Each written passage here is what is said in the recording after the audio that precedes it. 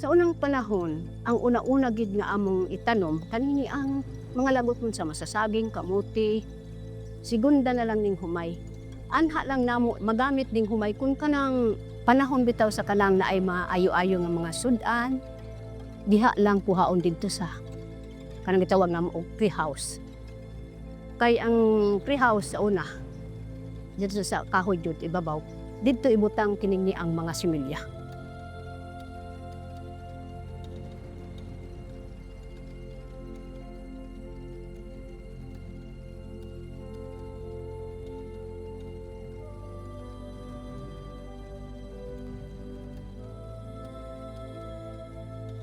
Sa amo ang tradisyon, lumad nga matigsalog. Una naman gud may makahumay ug kanang naabit ang bulan sa Marso, Abril kay ting pugas namo na. Ngano nga naa ning nagkalahi-lahi nga klase sa humay kay nangano.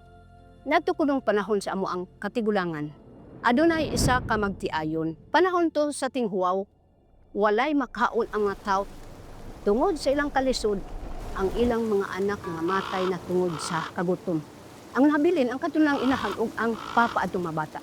Sa nagsuroy-suroy kuno sila dito sa kalasangan, nahibuhong ning bana kay ang ihang tungod siguro sa kagutom niya, gisudlan na siguro og hangin ang ihang tiyan. Kalit lang kuno nga mura kuno budyong ang kadtong mugawas diri sa kuan sa babae. Di mo tong nahadlok ang bana. Sawa na ni akong asawa. Isudlan na og dili maayo nga kuan element. Gigisibatan na iyahang asawa. Padayon ang babae nga nagbaktas patungas sa bungtod didto sa dagko nga kakahuyan. Pag abot sa unahan, naamang kuno'y hayag sa ibabaw na. Pagtan-aw sa babae didto, naamay gamay nga kaingin didto. Didto sa gamay kaingin nagkalain-lain nga mga tanom. Naana diha ang mga humay tanan. Tungod sa kagutom sa babae, tanaw-tanaw siya didto sa palibot sa kaingin. Kung naabagay tag-iya, wala man yun. Karon dito sa unahan, naman po'y nag-aso. Di ay kay dako nga kahoy nga napaig. Nikuha ang babae og kalayo, kaning balang po'y ang isugba. Diha nabuhi ang babae. Nakumpletuhan siya kay naapagay ka ng gamiton sa parian ng mga sundang. Ang babae nagtanom hangtod niya, nakapugas siya og kanang naang humay. Pero kinong daghan na ang niturok o nakit-an niya nga diha nagkalahi ang klase sa kulor sa humay. Gilahi-lahi niya ang kada klase sa humay para nga wala na siya nang hinalan niya ini. Ngano nga ang kadtong mga lumad sa kanhing panahon nakabaton sa daghang klase nga mga kulor sa humay tungod ni adtong sugilanon sa maong mantiayon nga babae.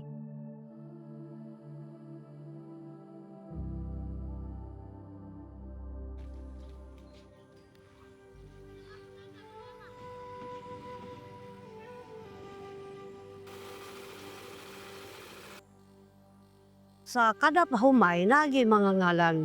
Kay tungod sa kadaghan, mao na lang ni among nakuptan sa pagkakaroon na. Ito na ato'y gitawag namo og kalasanon, alimopol, saluwi, ay gitawag kilay. Ano mawala tungod kay murag diha namin nainganyo sa kaning humay sa pareha sa inyo ha.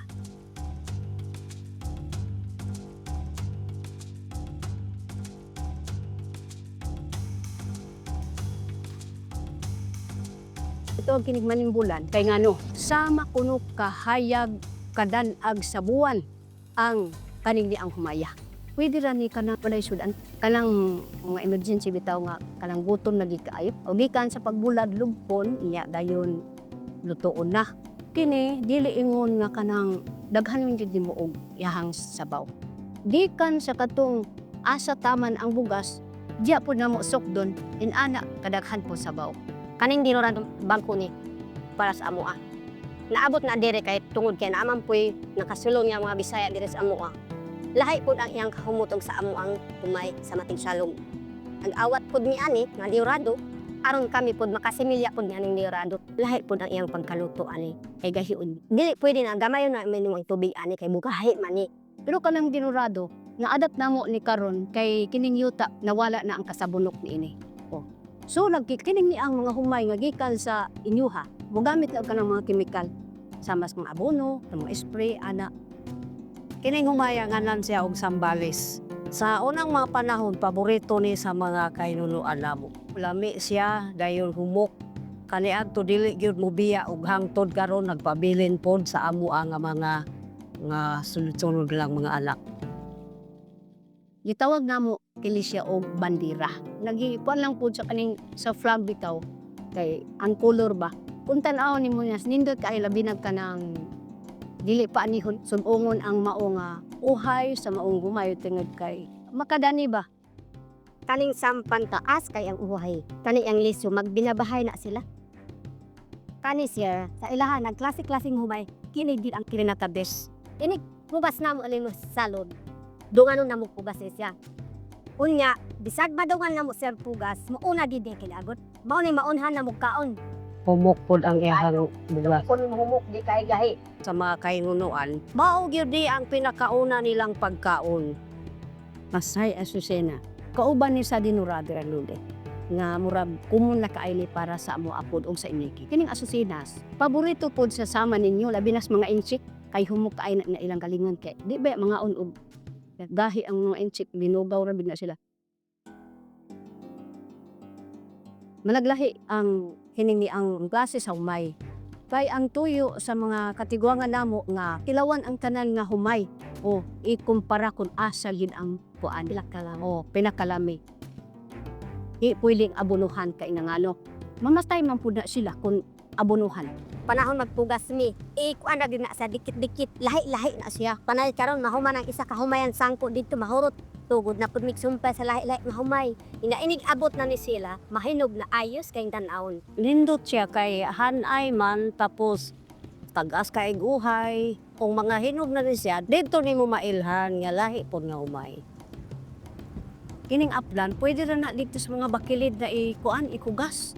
Kaysa amo ang mga katigulangan, nagsara mo galas dito sa parian ni na pastag kasagaran ka ng bakilid.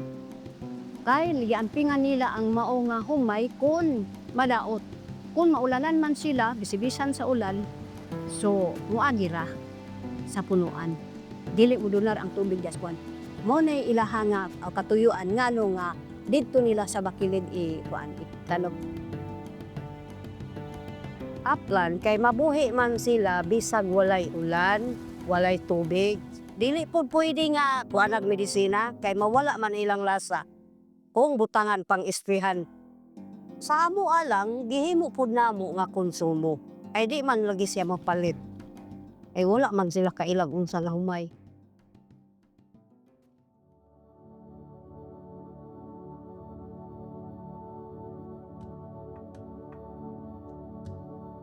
So, gunad pa gid sa ako ang pagkadalaga hangtod na sa naminyo ko kay mao man gini amo ang tradisyon ang mga babae mo trabaho.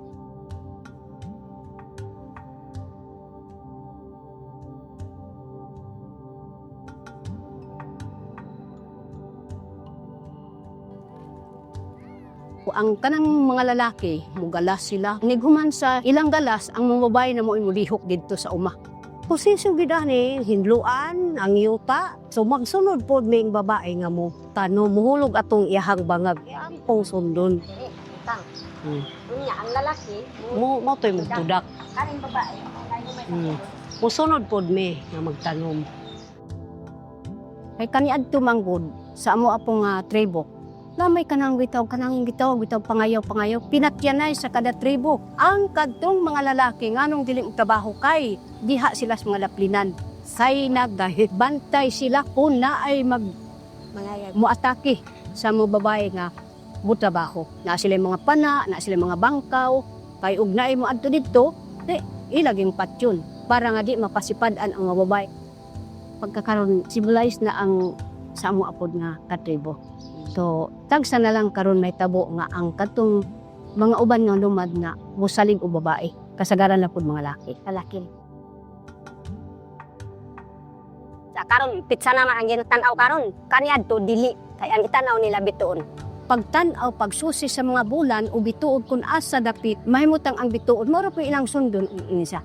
Tinggalas karon. Human tinggalas ila na pud nga tan-awon kung asa dapit nga bituod nga mupugas. Mauna nga ang abot kay nagkatukma sa kanang bituon nga ilang ginatan-aw pod. Ang apason sa katigulangan kanyan lan og balatik. Mao nang tan-awon sa mga katigulangan kung mahulog na siya, muulan na.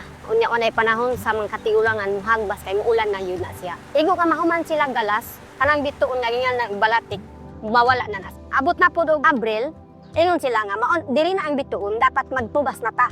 Panali karon makapugas na ang katigulangan, nana pa giingon nga muabot na pod ang yanlan og buaya. Buaya nga bituon. Mao na siya permanenteng ulan, dalugdog. Mao na siya ang dala sa katigulangan matumpag ang humayan. Una man sa bungtod ang ilang kuan sa bakilid, dili gyud makatunong ang iyang igalasan sa gahi nga yuta. Matumpag yun na siya. Pero kung dito na siya makatanong sa gahi, malipay ang katigulangan kaya dili gyud matumpag ang ilang humayan. So makuha na mo base kanang magtanom ka nga kanang dili itanom lang yun. Nay panahon huwag doon og mananap. Ana ya moingon makaingon lang kang ay saya nga kay wala to giingon sa katigulang nga tempo, wato ka tempo. Musugod na og pugas ang mga babae ug mga lalaki tudak dito. Unya liyang ang gamiton. Pare ani pero dako lang ni siya. Babaho ning iyan. Maglaray ang mga babae nga mo ani diha. Kung mahuman na pud ang lain nga klase, ang isa na pud ka klase hangtod na mahuman. Ang mga babae pud magpagwapa pud sila. Pare aning costume namo karon lahi-lahi nga kulor, nagsimbolo kining pula o kaisog. Kaniadto dili basta-basta ang pagpugas. O gihimuan gid nila kini og kining kasagrado ang pagpugas don aning mga humay. Pare ani nagkalahi-lahi nga klase nga similya, unya lahi-lahi ang panudlanan.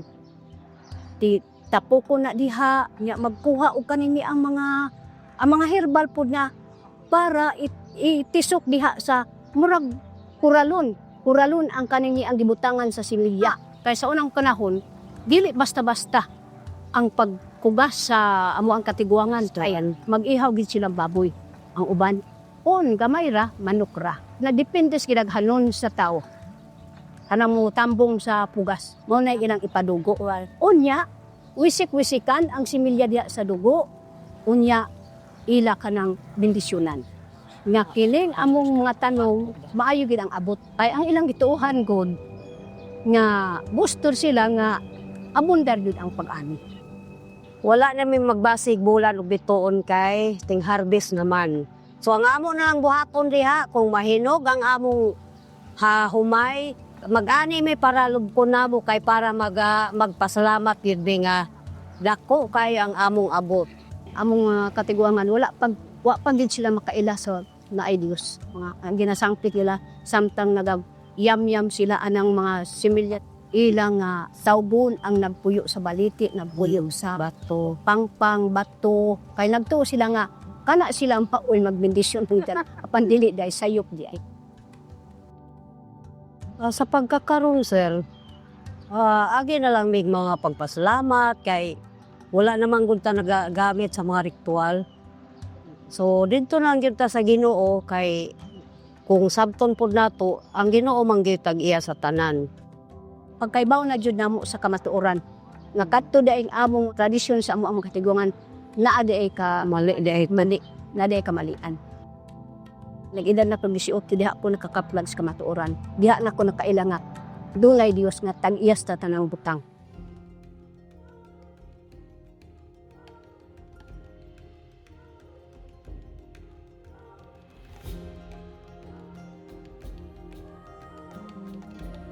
Itawag na mo niglalapong bot pasabot nga tigumanan sa mga similya.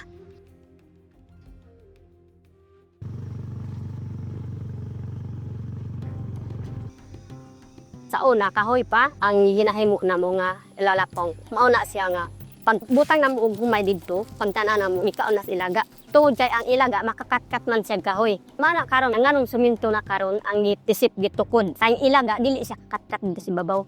Kaya danlog man na. Panahon nga kuman nag-harvest ang maong humay, bularon na siya tapos dito na ipundo ang similya. Isud na sa sako tapos ikuan na dito si babaw para nga masipte. Nya dili gid na kakuhaan. Kung naaman mi makaon isiparit na. dili na isagol as na naa sa tree house kay andam lang gina sa similya. Balipusan pud og kanang ang mga lata para nang naa na may sin karon. Kuan na diha para nga dili makaagi ang ilaga. Panahon nga ting pugas na, ipakanaog na pud to unya bularon kadali. Unya mo na tong ipugas na. Magtanom mi ani og Marso, Abril. So mag-harvest og Agosto, September. Depende sa harvest. Kasagaran kung 5 kasako, 1 kasako gyud ang needs ibabaw. Ang mga kaubanan namo diri, nanay natukod na ani kadako, maghiu sa aming butang dito sa ibabaw. Magtanom naman pud mi, maghiu sa na pud mi kuha sa among similya tag sa.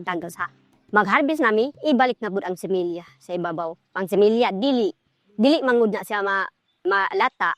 Kay agi man sa adlaw, bulad man na may yung pagkabulad. Mauga na siya. 2024, gilagaan gyud mi tanang tanom namo gipang kaon sa ilaga. So dito na nang napupos amo ang gina maingani, urot gyud sa ilaga. Nangita mig paagi kay na may baligya sa gawas, dinurado, kadto lang pud lagi. So namalit mi para lang tagaan mi agre sa mga similya ligto. So kaluwis Ginoo harvest mi ginagmay pod kay tagpila raman to ka kilo. Murag hinahinaya na pod namo bangon para lang makasimilyan permi at anon ni kada tuig. So karon dili lang pod mi nagsalig atong giharbisan kay na may yuta amo hinyo na pod mi para samtang di pa mi mo harvest nakatanom na mi daan. Makatanom nami. So pag mag-harvest, another na po, amo na pong limpyuhan, tamna na po na muog, kamuti. Ana lang. Kay kaning kamuti, may ulit nga kamuti para pang baligya na siya. Unya napay kamuti yan lan ugoy, kana ibaligya manang yang paris alaring. Unya napay kamuti namo sumating salog na klasik-klasik pangalan. Na inganan namo bolo, mangulivas, na pupuan, na suhuyon, napay ginganan og payo, lay kapaya si kamuti, nay bukolan. Parehas gyapon ani ang kuha na ang system aning human na klase-klase ang pangalan. Pero ang kamuti siya, napoy panahon niya dili sila mamunga. Napoy panahon niya kanang ulan niya li siya ayog tanom yun ana. Kay dili kun sila mamunga. Mula bungrang yun ang dahon ana piway bunga way urot. Medyo nabiyaan na mo ang tradisyon sa unang panahon kay murag na ba natunga na lang. Pareha karon nga iyata karon sa krisis sa panahon. So ang mga madali-dali kung na may porta, mamalik na lang gibong pugas. Pero kaning niya, safety ni. Agad may planong palambuon. Dili pod mi musugot nga sa amo ang mga anak karon. Makaingon mi nga basig wa nay mosunod. Mo tong gina-estudyohan namo karon nga ang among mga anak tudloan namo. Say ang among gikabalakan kung moabot mga panahon nga wala nami, dili na nila masunod, dili na nila magamit.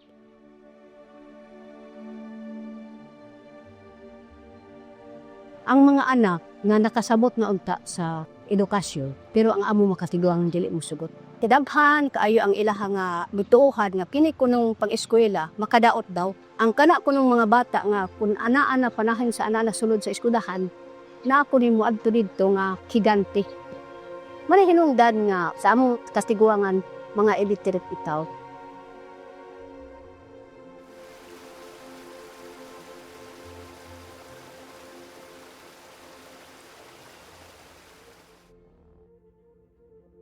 Ang una-una jud namo nga ginapangandoy karon maog jud ang edukasyon sa among mga anak. Niya nami karon diri sa ikatulong henerasyon, kinahanglan na bid namo ang edukasyon. Kaya nakasabot naman. Gusto mi nga ang kadtong among mga anak dili na makasulod sa amoa. Naning kamot yun po mi nga ang among mga anak maka-eskwela ay para matagaan po sila maayong ugma. So para ang kaalam na sa ila na ang kasabot ug unsay angay buhaton. So amo gyud ang ginakuan sa ilaha. Maning kamot yun kay lisod. Lisod yun ug wa tay grado. Anak lang yun. Lapa diri ang uban. Ang uban, elementary, madto sa high school, ang uban na ana sa college ang uban. Puhon, kung ikatugot sa kahigayunan, kung dagko na gid sila o kung na makakuha na sila sa ilahang mga trabaho, ang uban gani, kung taas na ang ilahang okasyon, ay balo, Nangandoy na silang mungpuyo sa syudad. Di na ganahan sa bukid. Muna, bala na lang unya ang among mga anak kung tuan na sila dito. Amo lang puning tugtan kay mo may lang gusto. Pero kami nga mga ginikanan isip yutang natawhan namo ang Dres bukid dili gid pud bulibiya. Ang dasig nang sa ilaha nga inan na mga kamo ita ay matigsalog man ta dapat dili na tubdiyaan ang atong tradisyon sa pagtanong sa ingani humayan. Kay umaabot ang panahon kaning humay ginapangita ni hapon nato sa atong kultura. Matigsalog. Mo nang encourage namo ang mga anak na di inibiyaan ang atong kultura sa pagpananom.